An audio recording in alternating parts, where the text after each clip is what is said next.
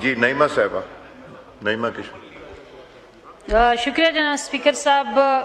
Budget کا وہ ہے، اور پہلے یہ ہوتا تھا کہ جب بجٹ آتا تھا تو تمام عوام کی نظریں ہوتی تھی کہ کیا چیز مہنگا ہوگا، کتنی ہمیں اس میں سہولتیں دی جائیں گی، لیکن اب تو یہ حال ہے کہ پہلے ماہانہ بجٹ آنے لگا، پھر 15 دن کے بعد۔ جناب اسپیکر صاحب، ابھی جب اپوزیشن لیڈر صاحب بات کر رہے تھے تو ہمیں کہہ رہے تھے کہ ڈسٹرب نہ کرے، اور اب اگر یہ حال ہے تو ہم کس طرح اپنا سپیچ کریں؟ ڈاکٹر طارق فضل صاحب، آپ کیوں پھر دوسروں کو بھی ذرا خیال رکھنا چاہیے کہ دوسرے بات کریں، کم از کم لابی میں جائے، کہیں بھی اپنی بات کریں۔ تو اگر ہم سے یہ ایکسپیکٹ کر رہے ہیں کہ آپ ہمیں ڈسٹرب نہ کریں تو پھر پلیز دوسری کی بھی بات نہیں کریں گے، آپ بات کیجئے۔ تو میں عرض کر رہی تھی کہ جب بجٹ آتا تھا تو وہ سالانہ آتا تھا، عوام کی نظریں اس پہ ہوتی تھی۔ اب یہ حال ہو گیا ہے کہ اب ہفتہ وار آ رہے، کیونکہ ہر ہفتے جمعے کے دن پیٹرولیم کی مصنوعات میں اضافے ہو رہے ہیں، تو اس کی وجہ سے جو مہنگائی کی شرح ہے اسی تیزی سے اضافہ ہو رہا ہے۔ اب اگر اس بجٹ کی طرف ہم دیکھیں تو اس میں وہ جو سروے آیا تھا تو اس میں یہ تھا کہ تقریباً جو غربت کی وہ شرح ہے وہ بڑھ رہی ہے، کیونکہ بے روزگاری بڑھ رہی ہے، مہنگائی بڑھ رہی ہے، اس وجہ سے غربت کی شرح بھی بڑھ رہی ہے۔ اور افسوس کے ساتھ کہ غربت کی اس نے جو وہ سٹیٹ رکھی ہے، انہوں نے رکھا ہے کہ 8,4600 سے جس کی آمدنی ہوگی وہ غریب ہوگا، جیسے ہی وہ 4700 پہ جائے گا وہ امیر ہو جائے گا۔ تو یہ بھی ذرا بتایا جائے کہ 8,4600 پہ کتنا ایک بندہ کیا کرے گا؟ اس کا تو ایک مہینے کا جو بجلی کا بل ہے یا گیس کا ایک ہی بل وہ دے سکتا ہے۔ تو میرے خیال میں ہمیں اپنے غریب عوام کی طرف بھی توجہ دینی چاہیے۔ ہم اس بجٹ کے ہم یہ سوچ کے آئے تھے کہ تنخواہ دار طبقے کو ریلیف ملے گا، کیونکہ اگر آپ دیکھیں 7 سے 10% اگر ہم تنخواہ دار کے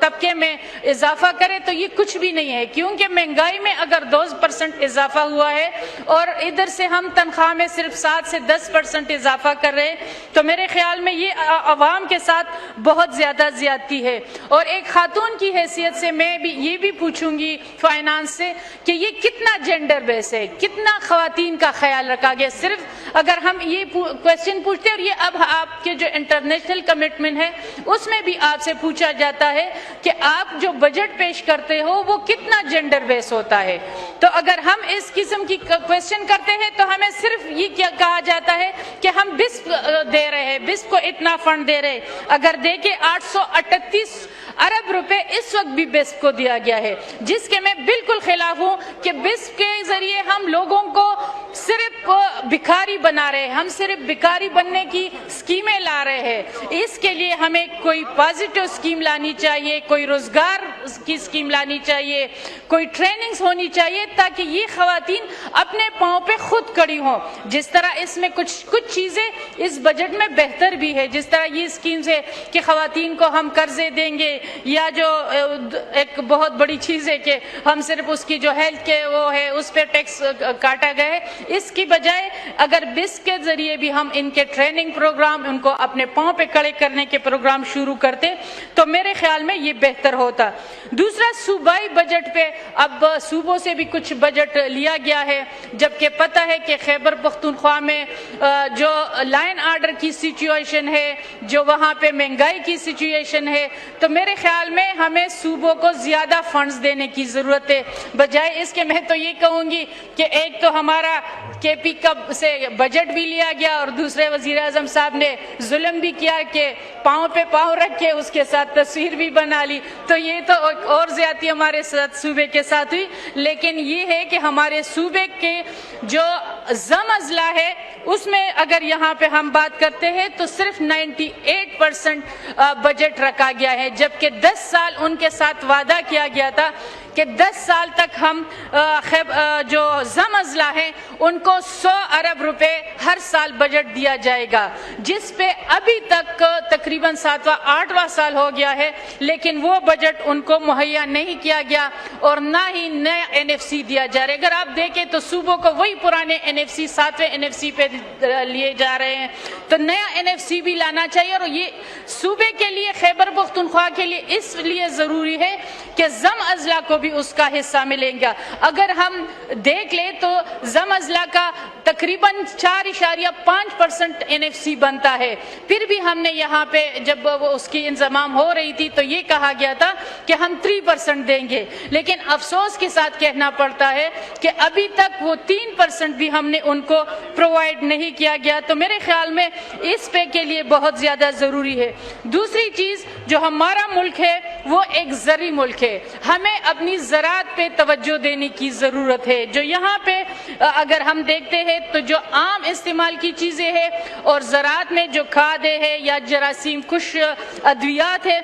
उस पे की कीमतें बढ़ाई गई है। मेरे ख्याल में इन कीमतों को कम करनी चाहिए और ज़राअत को हमें तरक्की देनी चाहिए ताकि हमारी मुल्क की मईशत में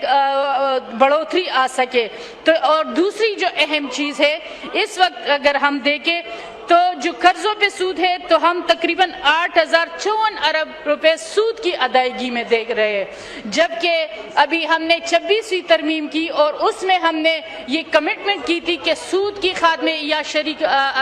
कोर्ट का फैसला भी आया है कि हम सूद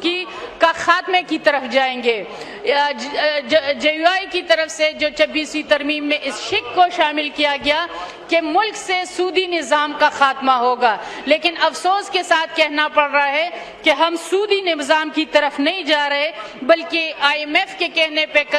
हम चल रहे हैं, उन्हीं के कहने पे हमने ये बजट भी बनाया है और उसी अंदाज से हम इस बजट को ले रहे हैं और सूदी निज़ाम की खात्मे की बजाय हम और भी सूदी कर्जों में फंसते जा रहे हैं। तो मेरे ख्याल में हमें ज़रूरत है कि ये सूदी निज़ाम से हम निकले और मुल्क को अपने पांव पे खड़ा करें, क्योंकि अगर जिस तरह इस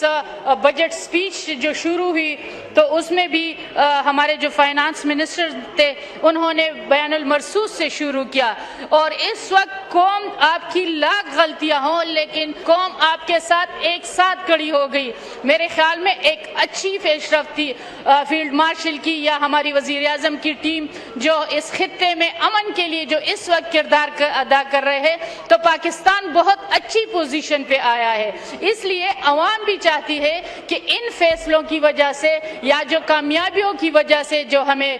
बयान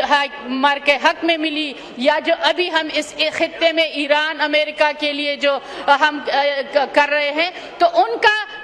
हमें अवाम को भी ये फ़वाइद मिलने चाहिए, ये चीज़ें अवाम तक भी जानी चाहिए, क्योंकि अवाम इस वक्त एक अच्छी पोजीशन में है। मैं इस चीज़ को अप्रिशिएट करूँगी कि पाकिस्तान एक बेहतर तरफ जा रहा है और जो ये ईरान माहदे की वजह से और अमेरिका हक की वजह से पाकिस्तान की दुनिया में एक पोजीशन बनी है। इसको इस्तेमाल करते हुए इस पोजीशन को हमें कश्मीर के मसले के हल के लिए भी इस्तेमाल करना चाहिए, फ़लस्तीन के मसले के हल के लिए भी करना चाहिए, क्योंकि पाकिस्तान इस वक्त एक बेहतर पोजीशन में है और इसी चीज़ को अपने जो असर रसूख है उसको इस्तेमाल करते हुए अपनी मईशत को बेहतर करने के लिए भी इस्तेमाल करना चाहिए और इसके फ़वाइद आम आदमी तक मिलना चाहिए। आम आदमी इस वक्त ठीक है हुकूमत की इन इक़दामात के साथ खड़ा है, JUI भी जो अमन का के लिए इक़दामात है हम भी आपको सपोर्ट कर रहे हैं और अप्रिशिएट भी करते हैं, लेकिन इसके फ़ायदे अवाम तक मिले। अवाम जो इस वक्त महंगाई के शिकार है, जो गुर्बत के शिकार है और जो सबसे बड़ी है जिस गर्मी के मौसम में लोड शेडिंग का है, गैस उनको नहीं है, जो बुनियादी ज़रूरियात है वो आम आदमी को मुहैया नहीं है। तो मेरे ख्याल में गवर्नमेंट को इन चीज़ों की तरफ तवज्जो देनी चाहिए और इनके लिए जो अवाम को सहूलियात है उनको देना चाहिए। जो सबसे अहम चीज़ है वो जो सरकारी तबका है, जो सरकारी मुलाजिमीन है जिसकी तनख्वाहें सिर्फ 7 से 10% बढ़ाई गई, बल्कि हम तो ये सुन रहे थे कि ये 40-50 तक जो हुकूमत के इत्तेहादी है वो दावा कर वो डिमांड कर रहे कि बढ़ाएगी, लेकिन 7% बिल्कुल न होने के बराबर है। तो इसको ज़्यादा करना चाहिए। 7 से 10% से जो तनख्वाहदार तबका है उसको कोई फ़ायदा नहीं है। तो تو اس کو زیادہ بڑھانا چاہیے، کیونکہ اگر ہم ہر ہفتے مہنگائی میں پیٹرولیم مصنوعات اب 5 روپے کم ہو رہی ہے، لیکن جو 200% اضافہ ہوا ہے جس سے مہنگائی میں بھی بہت زیادہ اضافہ ہوا ہے، اسی کو مد نظر رکھتے ہوئے تنخواہیں تقریباً کم از کم 30% تو بڑھائی جائے، اور جو ڈیلی جو کم سے کم تنخواہ ہے اس کو تقریباً 50,000 سے 60,000 تک ہونی چاہیے، اس سے کم پہ کیونکہ ممکن ہی نہیں ہے کہ ہم اس پہ کریں، اور جو غربت کے خاتمے کے لیے ٹھوس اقدامات ہیں وہ بھی حکومت کو کرنی چاہیے، تو یہ ایک بہتر ہوگا۔ اس میں جو انہوں نے کہا ہے کہ سگریٹ پہ کے لیے پہ ٹیکس عائد کیا ہے، ایک اچھی چیز ہے، کیونکہ اس وقت خاص کر جو تعلیمی اداروں میں جو یہ سگریٹ ہے یا جو دوسرے نشے ہے اس کی بڑی اس میں وہ ہو رہی ہے، بڑھ رہی ہے، تو اس کے لیے یہ اچھا ہے کہ سگریٹ کے ٹیکس پہ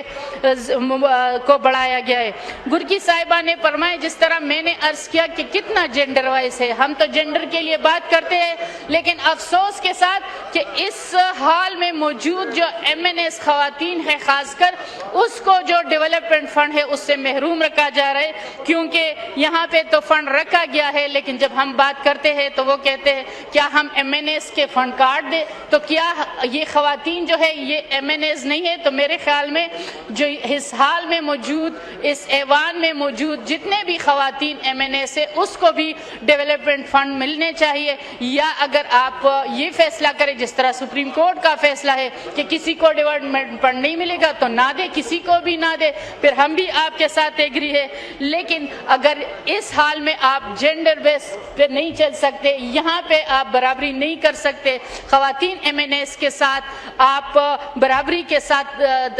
جو